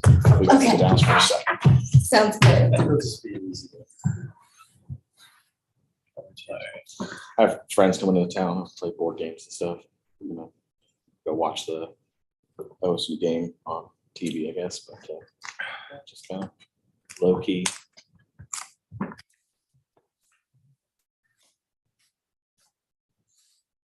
Don't come to my house. To give up something today to join us. All those little things you gotta get No, ready for people in your no. house for like 3 Not days. at all. Clean Nope. everything. Here.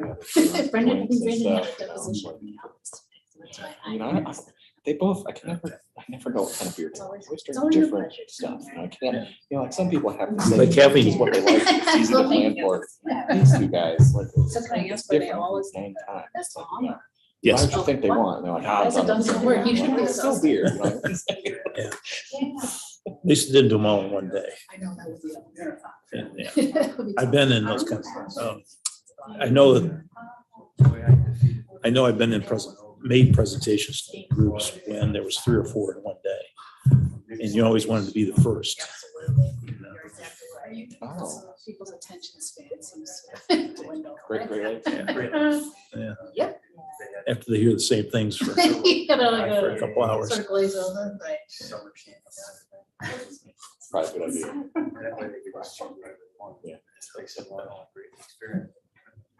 Yeah, It's always interesting That's what you different got. approaches. BYOB. Which is nice. It is. Right. Okay. It's specifically your responsibility. Okay, so I can act when it doesn't show up. Do you guys have to do these kind of presentations for That's a good term. clients? Give a specific thing, it's specifically your responsibility. Alex. It's a My good one. husband's firm does like a lot. I don't know if maybe it's that going. I don't know. Your client base? Yeah. If you're a full. I'm gonna have to use that saying. You have a specific need, that's specifically your responsibility. I like that. Sometimes people just call this one specific. And then it explains it. But yeah, the presentations, yes. We got one more. Do you guys have a marketing director too? then? We do. We've got one more. Is she an attorney or just marketing? She's marketing, she does it, she's kind of like our office manager, she does the marketing, she is not an attorney. So. Okay. She's great. Yeah. And then we all kind of have our own marketing responsibilities, right? Oh, yeah. That's the nicest thing about having retired. Yeah, I bet it is. You don't have to do that. I don't have to do it myself and I don't have to worry about everybody else doing it. Good move.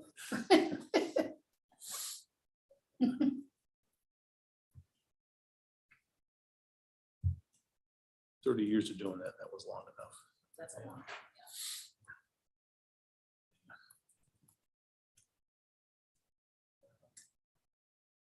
Sure, what time was the food supposed to show up? At 12. At Ben's lunchtime.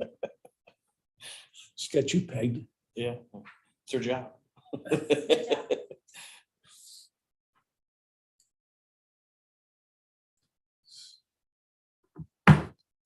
Yes, I got a new phone on Sunday. And I had Sprint and they got bought by T-Mobile.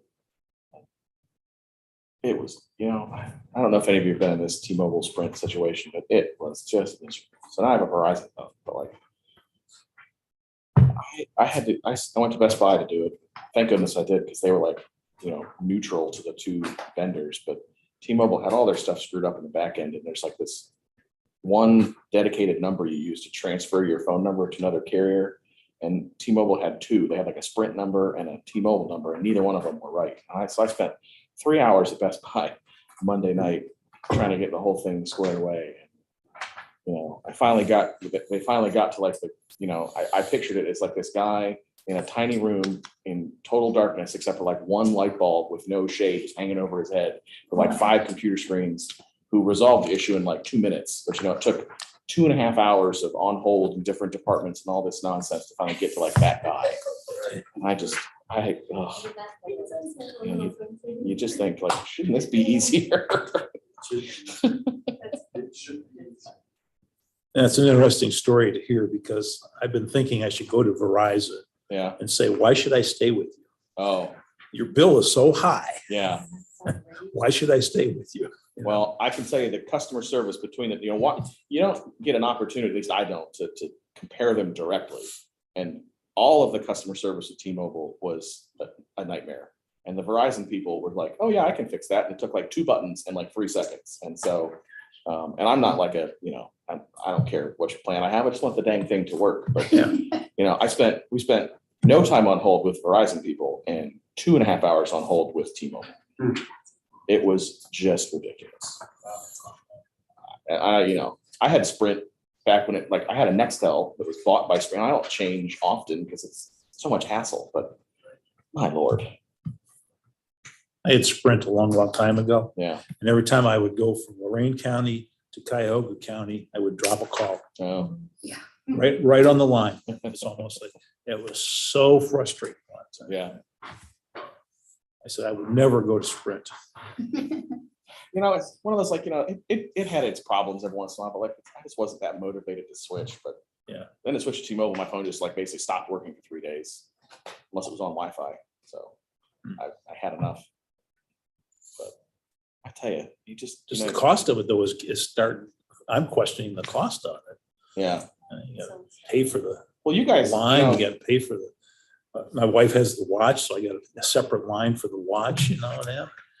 So we provide Laketran email addresses to you guys, which means you would be entitled to the government discount on Verizon. All you have to use is your Laketran email. You get like $15 off a month, I think. Is that right? I'll try that.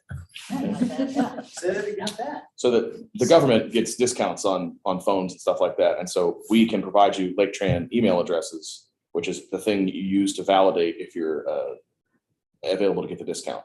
They just send it to make sure your email extension matches the people they have on file, so you can get a discount on Verizon. It usually works with most carriers have a program like that. So even if you're not, if you're AT&T or T-Mobile or one of those, you can usually use that email address to get a discount. Well, Spectrum, they seem to have the most cheapest cost on their services and that. But I just wonder if by the time you really get done with it, it's still equal to Verizon. Oh, yeah. Because they're on the Verizon network. Yeah, right. How you doing? I need one more sheet. I can't find my. Which sheet? I need another color. Andrea is already in motion. Right on. I don't know what happened to the first one. Yeah, the thing I need to do is, you used to have cable, which costs so much money, but then you got rid of cable. And now I have all those little streaming things, and I've never added them all up. It's like, am I actually paying more than I was for cable? Well, I still have cable, but I got 3 streaming services. Oh man, you're writing the big checks. Yeah. And two of them are through Apple, so I don't even really notice because they send me a bill twice a month for the two that I get through Apple. So I don't really notice those. But that cable bill still, it's like the phone bill is just so high. I'm on a fixed income. I never quite understood that argument. Fixed income? Everybody's on fixed income. Virtually. Yeah, but you have the advantage of earning more. I would have to go back to work to earn more. Oh, that sounds pretty rough, doesn't it? It's a tough life. Fuck up part of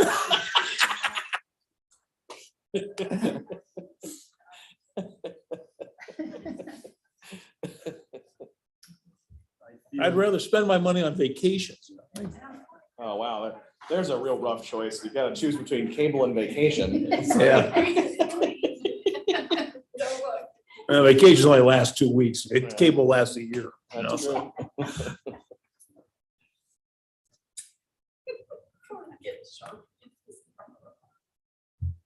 Which cruise line does your son work for?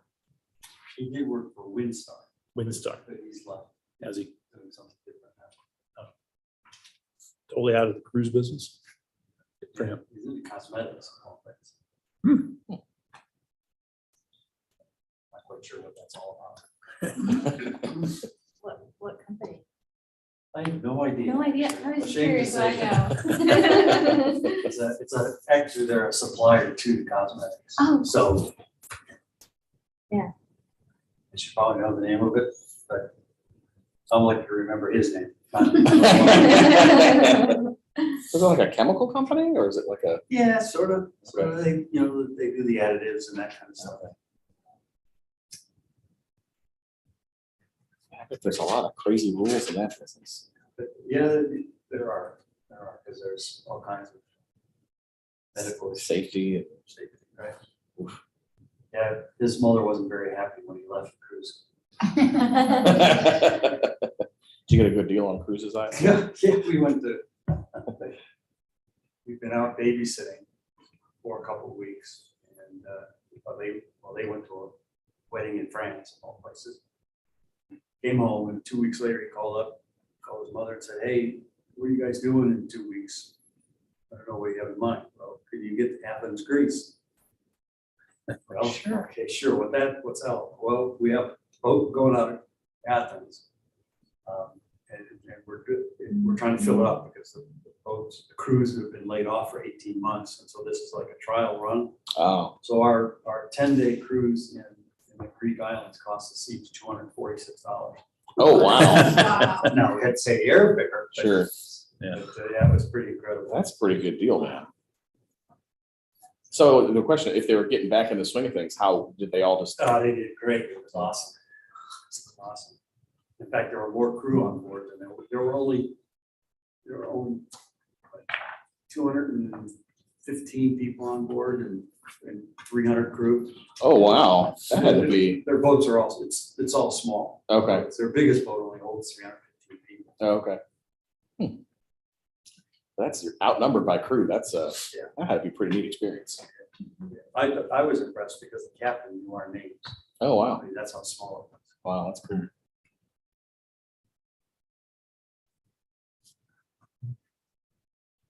I think that cruise that I took to Alaska, the crew was bigger than the members on the boat too. Because it sure did seem like the ship was full, but somebody told us that they were only at 70% occupancy, but it felt like it was more like 50. Was it a big boat? 2,200 people. So it's not the big ones, but Colossal ones. yeah, it was nice. This cruise, Windstar, I think they have 6 boats, and they have the biggest sailing vessel in the world. One of them's three of them, I think 3 of them are actually sailboats, Oh, and 3 of them are power boats. Their biggest boat is the biggest sailboat in the world. 400 feet long. Oh, Fast. Oh, it's, gotcha. But it's down, I think it's in Tahiti, so sure I'll ever get to see him. Unless you get that random call. Yeah, well, it's not gonna happen now. 'Cause Jeremy lets somebody- Yeah, sure.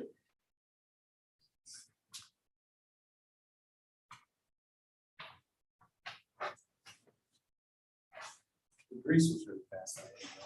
The age of everything. Yeah.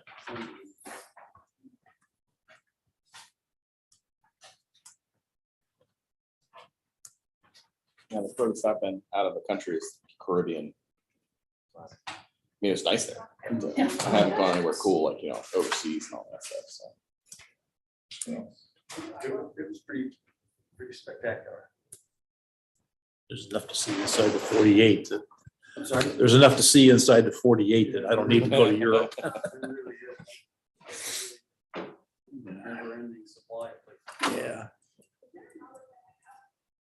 We were laughing, so the I am missing. reclamation or the exploration of most of the super ancient Greek things. That not so much the buildings like the Parthenon, those are out there, most people see them. But the ruins that were more or less buried over eons. It really started in the mid or latter part of the 1800s. Like the English guy was reading mythology and said, I'm gonna go see that. So he went to Greece, and he started asking about where's the palace of King Agamemnon? Well, we don't know, but there's some things up there, go look. So he went up and started the excavation. He found 1,000-year-old palaces and tombs and things that had just been buried over the eons. And of course, English being English, all that stuff ended up in London. And now the Greeks want it all back. After the English have excavated, now the Greeks are saying, hey, that's ours, send it back. Yeah. It's just kind of comical. The English are saying, well, it sat under your feet for 4,000 years, and you ain't never had anything to do with it. So, no, I don't think we're gonna reach it.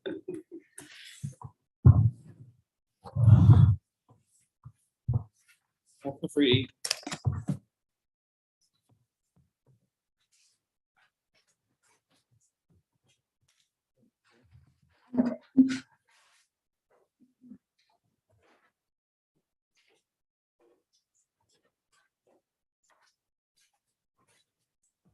Oh, I can do it. I got it.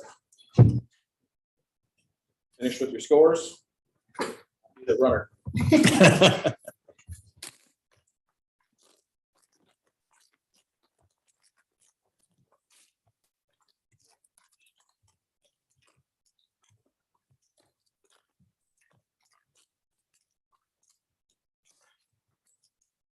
If last weekend is any indication of how the Guardians are going to do this weekend, I'm not looking forward to this weekend.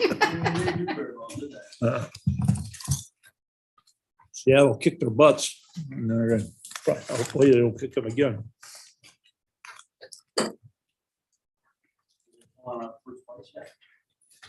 Last I knew, no. I think they were still a game and a half ahead. Well, but they're probably a game ahead now because I don't think Minnesota played last night.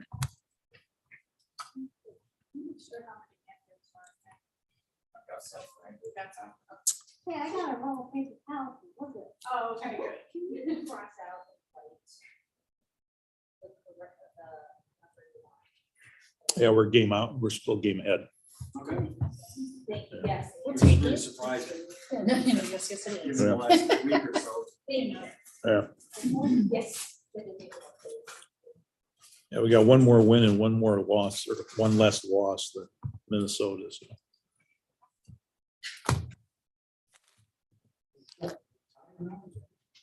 We're one up. Yeah, one up. I don't think Minnesota played last night. I didn't see them on the schedule, so that why with the loss last night, they only ended up a game beyond or game ahead. Hey, sometimes. It's the youngest team in baseball. It's amazing they are where they are. Yep. Why do you make your faces?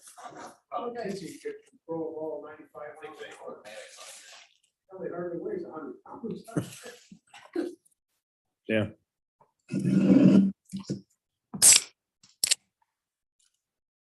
You give up 2 home runs in the first inning, that's tough to overcome. I'll say one thing, this organization cuts down a lot.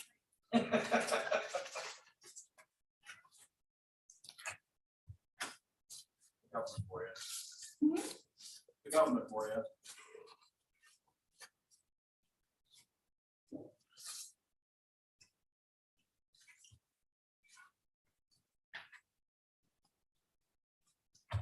One day when I just move, emailed it.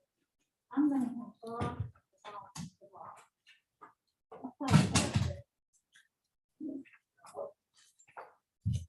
I have foxes.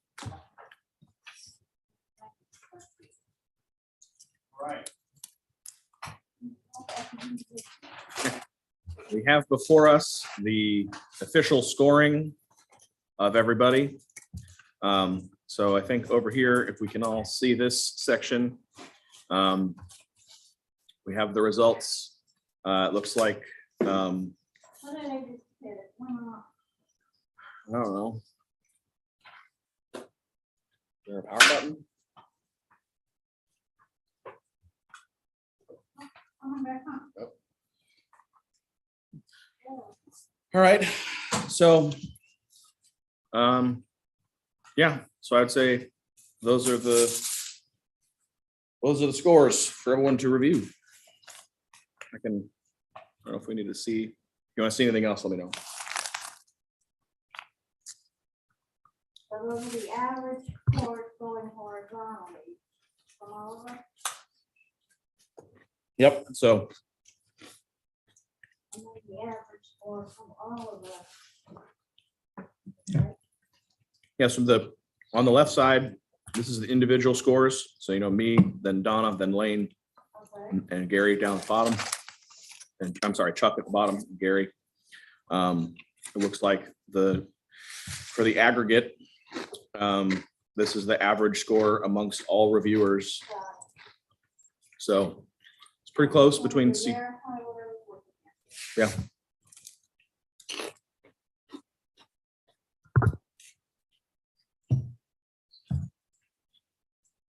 Well, okay. Do we want to discuss this? Anybody have any comments? All right. Matched what I thought was the right order, but. Okay. Does it? Again, anybody have anything that they want to dive into a little bit deeper on this?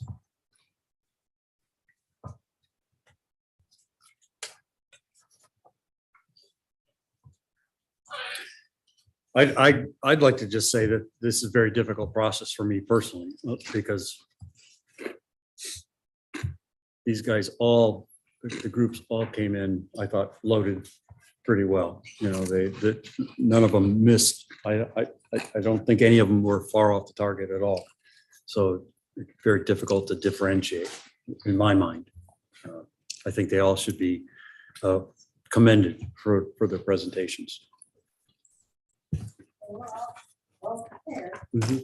It's a lot of work for the vendors to do this. Takes a lot of effort.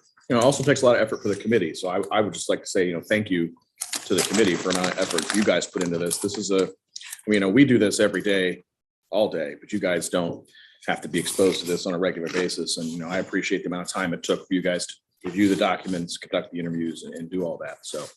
Well, because we're not used to doing it, it's too pickup for us. To work all day through it. So thank you for your.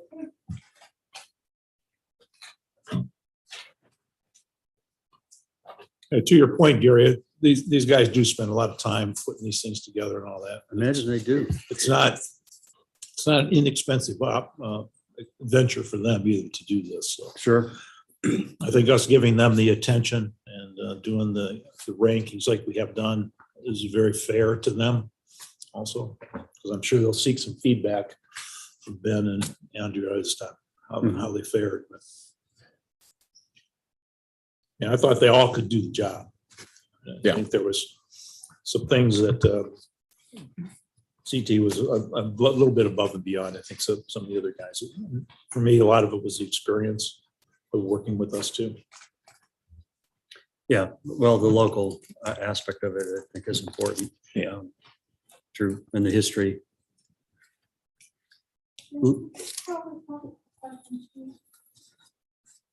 Lane, do you have any comments or thoughts that you'd like to share, or are you all right with the process?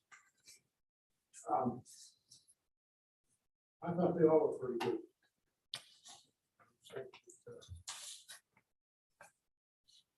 You want me to turn this on? Please. Thank you.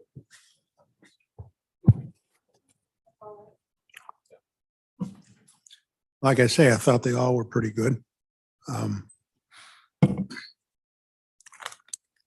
We didn't have a chance to discuss some of the things that were known about some of them, and we're not going to do it now either, so.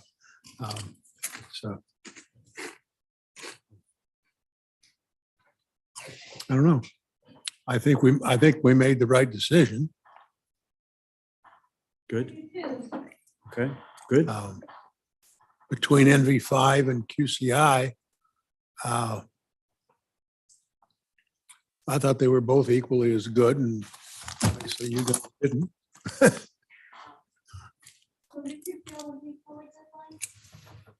What?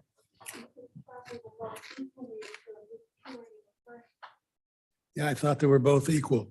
NV5 and QCI.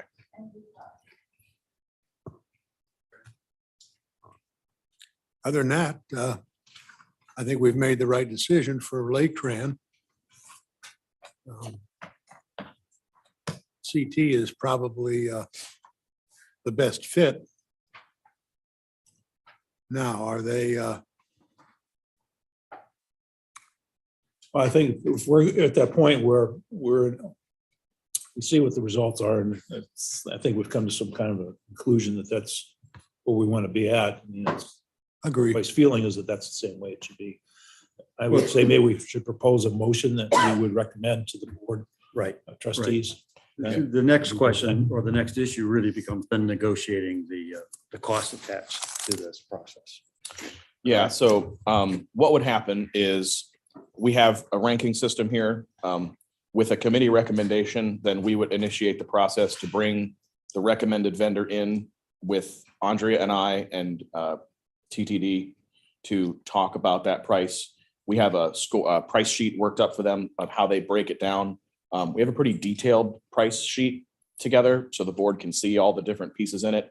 And the way we laid it out is there is sort of some variation in the on-site component so that the board can say, we really want someone 24/7 the entire time. We want to go with what the vendor is recommending, which could be a hybrid. So there's 3 different grades of that will have different prices in them that can be selected at the time of the contract award. But we will, the way the process has to work is we bring them in, we kind of beat them up on price. We hopefully agree on a price. If in some situation we can't agree on price, we move to the next vendor. So if CT came in and said, we want, I don't know, some crazy number, $5 million, and we're like, we're not going to pay you that. We would then, in this situation, move down to QCI and try to negotiate with them. Okay, clarification. I misunderstood. Who's going to be sitting in on that process? You and It would be, Andrea typically and- it's me, Andrea, and then in this case, I think there was indication that they wanted legal to sit. Oh, okay. I'm sorry, I said TTD. I probably should have said legal. That wasn't super clear. That was you.